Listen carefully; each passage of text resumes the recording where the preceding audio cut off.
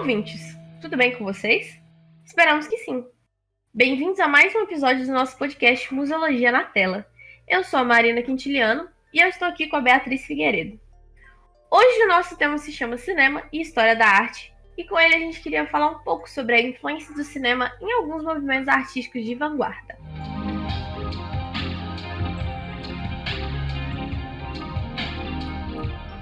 Quando se fala de história da arte, e mais especificamente vanguardas, as artes plásticas são sempre o foco principal. No máximo, os autores falam também de literatura. Mas e o cinema? Quantas vezes vemos os autores tratando deste assunto?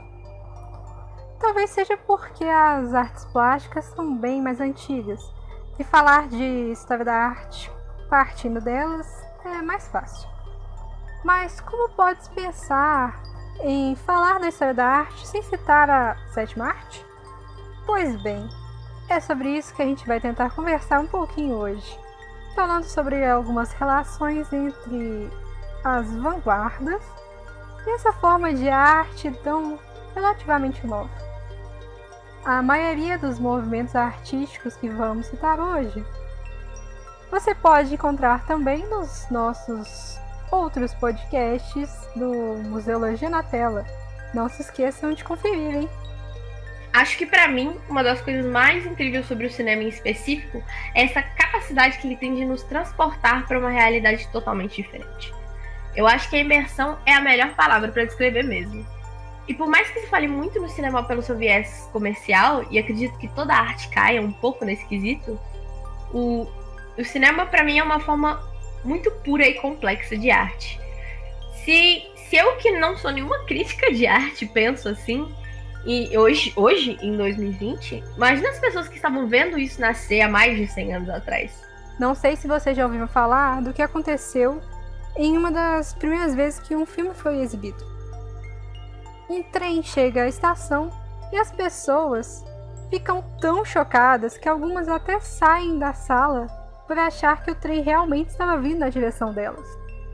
Então você consegue imaginar que várias mentes criativas das vanguardas logo se apropriaram desta ferramenta para fazer arte.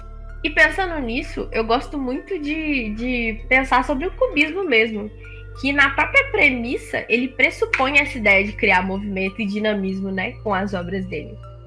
E analisando os primeiros sinais que nós temos desse casamento de cinema e arte de vanguarda, a gente consegue perceber essa ideia de transformar o cinema numa extensão da obra de arte. E para a gente começar esse assunto de fato, um evento muito interessante para se ter em mente foi o manifesto Le Rythme Coloré, escrito em 1914 pelo pintor Léopold Sauvage, que trazia essa ideia de criar um movimento cinematográfico que fosse totalmente desligado de narrativas convencionais e documentais, que é uma ideia similar à de vários movimentos artísticos de vanguarda, como o dadaísmo e o surrealismo. A partir desse manifesto, a gente consegue condensar o que é chamado por muitos estudiosos de cinema de vanguarda, que é justamente o cinema produzido por esses artistas que navega por essas novas possibilidades que o cinema traz. E esse cinema não tinha apego pela narrativa e se considerava anticomercial e anti-burguesia e, além disso, anti-academicista. Até aí vocês conseguem notar como essa premissa inicial se assemelha bastante com o dadaísmo, né? Pois bem, como o próprio Marcel Duchamp teve sua cota de filmes produzidos, tendo como um dos mais conhecidos o curta Cinema Anêmico de 1926, que representa várias figuras rodopiando e alguns trocadilhos em francês, bem a cara do dadaísmo. O interessante desse filme em específico é que Man Ray, um outro artista muito importante para o cinema de vanguarda, ajudou na produção dele. Man Ray é muito conhecido por ser um fotógrafo do movimento dadaísta e que também tem uma série de curtas assinados por ele. Agora, um dos momentos que teve mais afinidade com essa nova ferramenta de representação foi, sem dúvida, o surrealismo. O surrealismo, que tem como base essa ideia de trazer o mundo dos sonhos à realidade, viu no cinema essa chance imperdível de trazer mais visualidade a essas ideias abstratas. E um resultado dessa junção, que eu acho muito interessante de falar, é o filme Um Cão Andaluz, de 1929, que ele é dirigido e escrito por Luis Buñuel.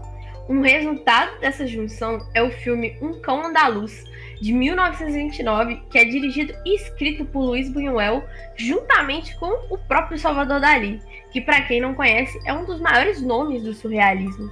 Esse filme, eu acho que muita gente, não sei se vocês já viram, eu lembro que na época que eu usava Tumblr e essas coisas, e as pessoas queriam postar fazer algum gif, algum videozinho meio assustador, assim, eles sempre botavam uma foto de uma pessoa tendo o olho cortado com uma navalha. Então, essa cena é justamente de Um Cão Andaluz. Dá uma curiosidade de ver, não é? Para começar a nos despedir deste episódio, é importante ressaltar que a partir do momento que o cinema surge, ele também tem suas linguagens específicas, e que apesar de serem sempre muito influenciadas pelos movimentos artísticos, que são mais ligados às artes plásticas, o cinema possui seus próprios movimentos, a partir de suas próprias ferramentas, e as localidades em que elas surgem possuem tantas particularidades que valeriam um segundo episódio, um programa inteiro e até um livro. E que jeito melhor de encerrar um podcast sobre cinema do que algumas indicações de filmes? Os curtas mencionados, como Cinema Anêmico e Um Cão Andaluz, estão disponíveis gratuitamente no YouTube, assim como Não Me Incomode, que o nome original é Emakbakia, de Man Ray, todos curtas experimentais bem vanguardistas. Esses todos tem no YouTube para vocês acessarem de graça.